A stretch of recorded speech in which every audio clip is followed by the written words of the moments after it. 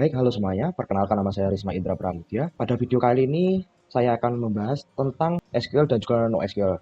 Namun lebih spesifiknya lagi, yaitu migrasi database dari MySQL ke MongoDB. Nah, sebelum masuk ke video dan juga penjelasan dari saya ingin bertanya, apakah kalian mengalami beberapa hal dalam di awal dari pembangunan aplikasi yang kalian buat? Misalnya kalian membuat sebuah aplikasi, pada aplikasi tersebut itu sudah jadi dan berjalannya mulai mulus. Query juga cepat, terus respon time dari database-nya juga bagus, para usernya juga puas dalam penggunaan aplikasi tersebut.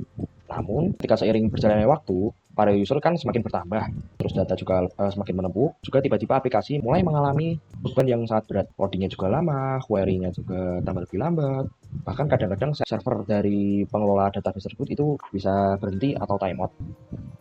Nah, masalah ini sangat umum terjadi. Masalahnya sendiri itu pada arsitektur database yang dari awal kita pilih dalam pengembangan aplikasinya. Nah, pada video kali ini saya akan membahas tentang cara perpindahan dari MySQL ke MongoDB. Saya akan menjelaskan secara spesifik tentang bagaimana cara perpindahan dari MySQL ke MongoDB. Sebelum mulai dari pembahasan saya akan mengenal terlebih dahulu apa itu MySQL dan juga MongoDB. MySQL sendiri itu database relasional yang sudah menjadi standar industri selama puluhan tahun, dan MongoDB itu adalah salah satu database dari NoSQL yang lumayan powerful dan juga populer untuk saat ini. Nanti pada video ini saya akan tidak hanya menjelaskan teori, namun juga step by step bagaimana melakukan migrasi data secara real time. Sebelum menuju ke pembahasan selanjutnya, di sini saya akan menjelaskan pembahasan yang akan saya sampaikan di video kali ini agar lebih terstruktur dan juga mudah dipahami. Saya sudah menyiapkan roadmap-nya. Dari yang pertama itu adalah perkenalan dengan MySQL dan juga MongoDB, yang dimana kita akan membedah semua dari si struktur datanya, bahasa query-nya, dan juga bagaimana cara menggunakannya. Lalu yang kedua adalah akan membahas alasan-alasan kenapa kita harus migrasi atau berpindah dari MySQL ke MongoDB.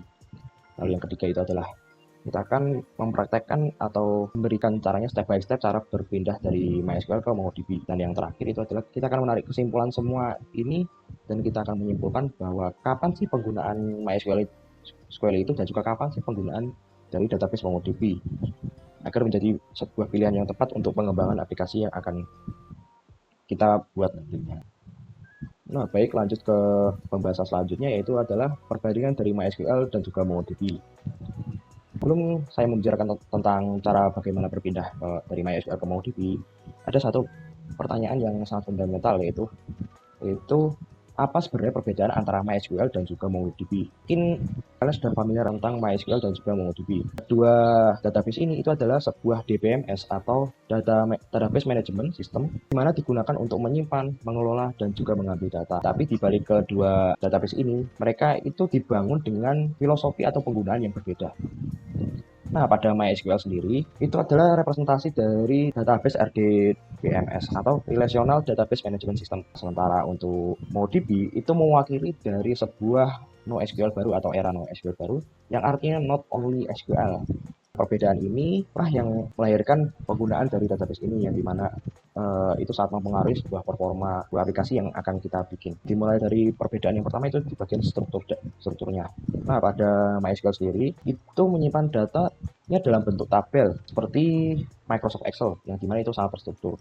Setiap tabel dari baris atau row dan juga kolomnya. Misalnya saya berikan contoh, yaitu tabel user, yang dimana itu memiliki kolom terdiri dari ID, nama, email, dan juga password. Dan setiap user itu adalah satu baris data. Di struktur ini itu sangat rigid semua. Di berbagai baris dalam satu tabel harus mengikuti format kolom yang sama persis. Namun sebaliknya, kalau MongoDB sendiri itu menyimpan data dalam bentuk collection, di mana itu berisikan sekumpulan dokumen, dan dokumen ini itu menggunakan format JSON, atau lebih tepatnya itu adalah BSON atau binary JSON. Berbeda dengan MySQL, MongoDB sendiri itu bisa perbedaannya itu bisa menyisipkan data pada tabel atau kolom yang sudah ada. Jadi berbeda dengan MySQL yang sudah terstruktur, kalau di NoSQL atau MongoDB itu bisa kita tambahkan dalamnya tanpa kita harus membuat ulang database tersebut atau tabel. Lalu yang kedua adalah perbedaan di bagian skema.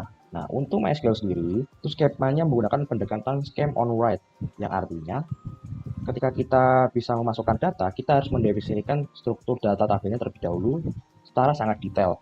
Nah, seperti contohnya itu apa? Kita harus menentukan nama kolomnya apa saja, tipe datanya apa saja, apakah varchar, integer, atau date, ataupun yang lainnya. Lalu selanjutnya itu berapa panjang maksimal dari kolom tersebut. Lalu apakah kolom ini boleh nol atau tidak. Nah, kita berikan contoh seperti contoh yang sering digunakan pada dunia nyata. Ini seperti contoh kita ingin melamar ke sebuah pekerjaan resmi yang sudah dicetak. Nah, pada kolom tersebut itu kan sudah fix, tidak bisa dirubah-rubah lagi, dan kita tidak bisa menambahkan kolomnya seenaknya. Apabila ada informasi tambahan yang perlu diisi, otomatis kita harus mencetak ulang formulir tersebut dalam konteks database, yang artinya kita harus melakukan alter table atau mengubah tabel tersebut agar bisa ditambahkan datanya. Namun ingat, beresiko dan juga menguras waktu lumayan banyak apabila data tersebut itu terdiri dari ratusan bahkan jutaan data atau jutaan baris. Berbeda dengan skemanya di MongoDB, MongoDB itu menggunakan skema on-read atau yang sering disebut dengan schemaless, di mana database itu tidak bisa memaksakan struktur yang kaku. Jadi setiap dokumen dalam satu collection bisa punya field yang berbeda-beda. Misalnya nih, pada collection user, pada dokumen pertama itu mempunyai field hanya nama, email, dan juga alamat. Namun pada collection yang kedua atau dokumen yang kedua itu mempunyai berbeda dari field yang pertama, yaitu nama, email, nomor telepon, dan juga tanggal lahir. MongoDB sendiri itu tidak peduli dan juga tidak ada error, lebih fleksibel dalam membuat proses pengembangannya dan jadi jauh lebih cepat, terutama di fase-fase awal, yang dimana sangat membutuhkan sekali apabila ada data yang berubah-ubah. Tentu saja dari perbedaan dua ini tuh pilih kelebihan dan kekurangan. Jadi apabila kalau tidak dikelola dengan baik, bisa saja ini menyebabkan tidak konsistennya data. Jadi best practice-nya tetap mendefinisikan skema validation di level aplikasi tersebut. Lalu yang ketiga adalah perbedaan dari bahasanya. Untuk MySQL sendiri itu menggunakan bahasa SQL atau Structured Query Language, di mana ini adalah bahasa deklaratif yang sudah menjadi standar berbagai industri atau pengembangan selama kurang lebih dari 40 tahun, yang dimana sintaksnya itu sangat mudah dibaca, yang dimana kita hanya tinggal untuk memanggil sebuah tabel, kita hanya perlu sintaks select untuk query select untuk memanggil database tersebut. Namun untuk MongoDB sendiri itu menggunakan bahasa MQL atau MongoDB Query Language, di mana kita harus menuliskan sebuah perintah dalam bentuk kalimat. Kita harus membuat sebuah objek JavaScript untuk mendeskripsikan query yang ingin kita. Nah, pada MongoDB sendiri itu terasa sangat natural bagi beberapa pengembang aplikasi yang sudah terbiasa dengan berbagai bahasa seperti JavaScript, Python, ataupun bahasa pemrograman modern yang lainnya. Nah, jadi tidak perlu lagi kita harus menghafalkan sintaks baru, cukup buat objek yang mendeskripsikan filter yang kita mau. Dan untuk operasinya lebih kompleks, MongoDB juga punya aggregation pipeline yang super powerful. Kesimpulan dari ketiga ini tuh memiliki perbedaan fundamental struktur data dan juga bahasa query. Kita bisa mulai melihat bahwa MySQL dan juga MongoDB itu dirancang untuk menyelesaikan problem yang berbeda. Dan dari sinilah lahir kebutuhan untuk pindah. Kenapa sih kita harus repot untuk migrasi dari MySQL digunakan banyak orang dan juga sudah dipakai selama bertahun-tahun? Namun kenapa kita harus pindah ke NoSQL atau MongoDB? Jawabannya sendiri itu bukan karena MySQL itu buruk. MySQL itu tetap powerful atau tetap bagus untuk berbagai penggunaan. Namun ada 3 alasan yang ini menurut saya sangat konkret kenapa kita harus mulai berpindah ke MongoDB. Yang pertama itu adalah pada skalabilitas yang mudah. Bayangkan aplikasi kita sudah mulai cukup viral, otomatis usernya bertambah dari ribuan menjadi puluhan ribu bahkan jutaan. Database otomatis memiliki beban yang sangat berat. Nah, apabila kita menggunakan MySQL secara tradisional, MySQL sendiri itu menggunakan sistem yaitu vertical scaling atau scale up, yang artinya kalau server sudah kewalahan, solusinya adalah upgrade hardware tersebut. Nah, seperti contohnya itu adalah menambahkan RAM, menambahkan CPU, atau enggak memakai SSD atau hard disk yang lebih cepat dan juga size-nya lebih gede. Nah, masalahnya ada batasannya, ini dimana untuk upgrade sebuah server itu sangatlah mahal dan juga lumayan juga untuk maintenance-nya.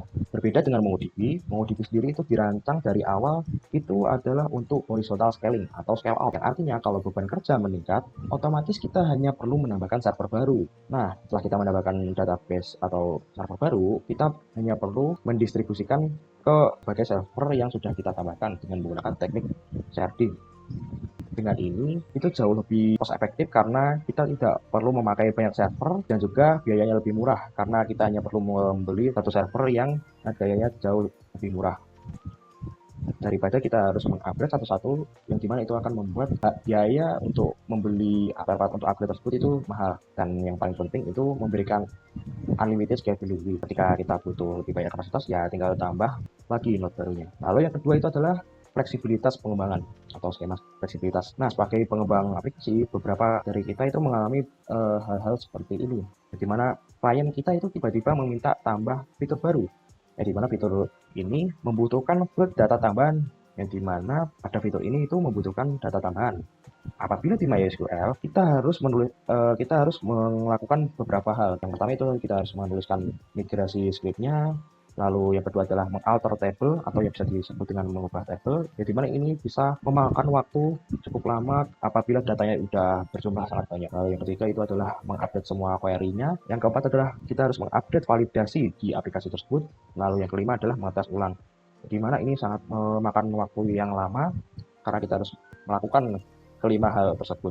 Apabila kita menggunakan MongoDB itu sangat fleksibel, yang dimana prosesnya jauh lebih smooth dan mudah. Apabila kita butuh fitur baru, kita hanya langsung tambahkan di bagian level tertentu di aplikasi tersebut. Tapi dokumen yang lama itu tetap bisa digunakan. Dan juga ada penambahan dokumen yang baru bisa punya field tambahan, jadi tidak perlu kita harus berpindah atau migrasi yang cukup resiko. Nah, pada MongoDB ini tuh cocok apabila pengembangan aplikasi tersebut itu digunakan pada perusahaan yang si awal-awal, yang dimana masih sering membutuhkan banyak perubahan. Terus yang kedua adalah agile development yang iterasinya cepat, dan yang ketiga adalah aplikasi dengan data yang heterogen, nah, misalnya sosial media yang dimana setiap user bisa mempunyai atribut yang berbeda-beda. Nah, lalu yang ketiga itu adalah performa query. Nah, alasan ketiga ini kalau menurut saya itu sangat paling krusial dalam performa sebuah aplikasi, dimana kalau kita menggunakan MySQL, data yang terkait biasanya disimpan di tabel-tabel terpisah untuk menjaga normalitasnya. Misalnya, ini ada 3 tabel yang berbeda.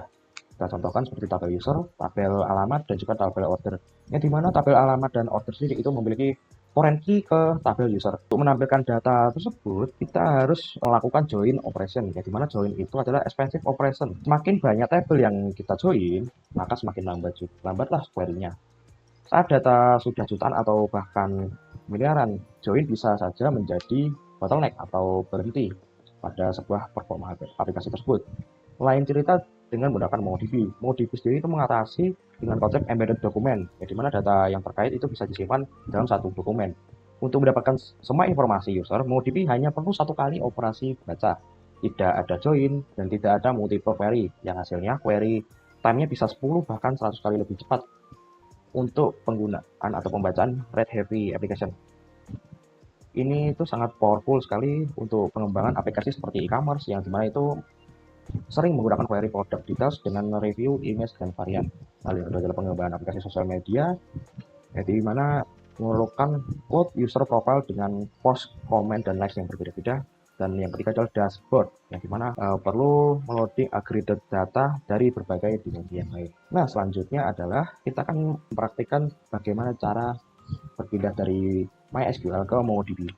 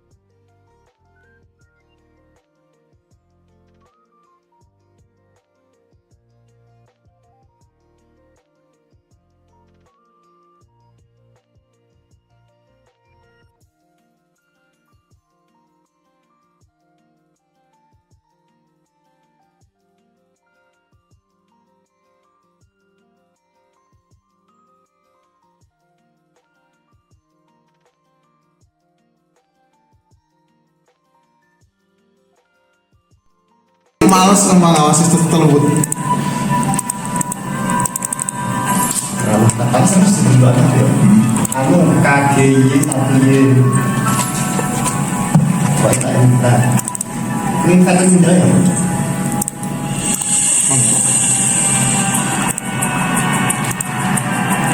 Baik, kesimpulannya dari pembahasan teori tadi seperti perbedaan fundamental dan juga 3 alasan utama kenapa harus migrasi, dan juga memperhatikan bagaimana script ETL mentransformasikan data relasi menjadi dokumen NoSQL dan MySQL. Tapi ada satu hal yang sangat penting yang perlu saya tekankan di sini.